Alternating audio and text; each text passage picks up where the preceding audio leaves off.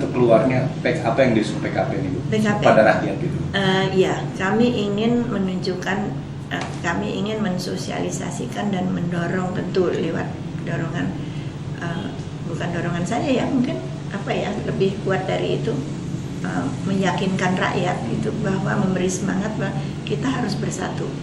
Kalau kita tidak bersatu, kalau kita musuh-musuhan di antara kita terkotak-kotak, maka kita tidak bisa menjaga negara ini dari berbagai tantangan yang ada.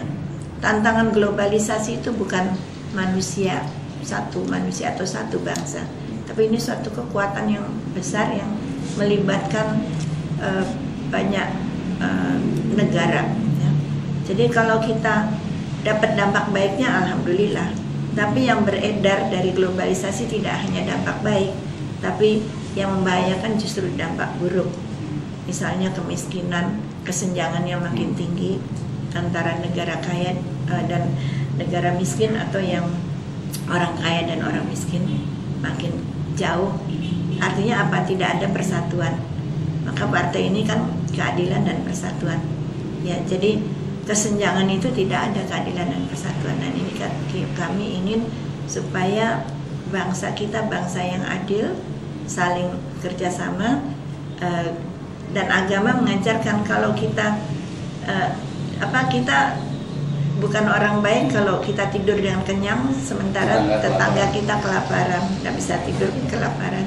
Ya, itu kan juga menunjukkan kamu harus bersatu bersama. Nah ini saya kira partai saya PKP Indonesia itu mendukung cita-cita yang mulia, prinsip keadilan dan persatuan, tapi juga itu negara kesatuan Republik Indonesia juga harus diatur berdasarkan keadilan dan persatuan. Dan kita bisa kalau kita mengadakan menyadarkan orang bahwa misalnya harus ada perbaikan dari akhlak, misalnya ketidakadilan di dalam hukum. Kalau hukum kita sudah tidak adil, padahal hukum kita ini didesainnya adil, ya. Tapi yang membuat tidak adil siapa? Manusia.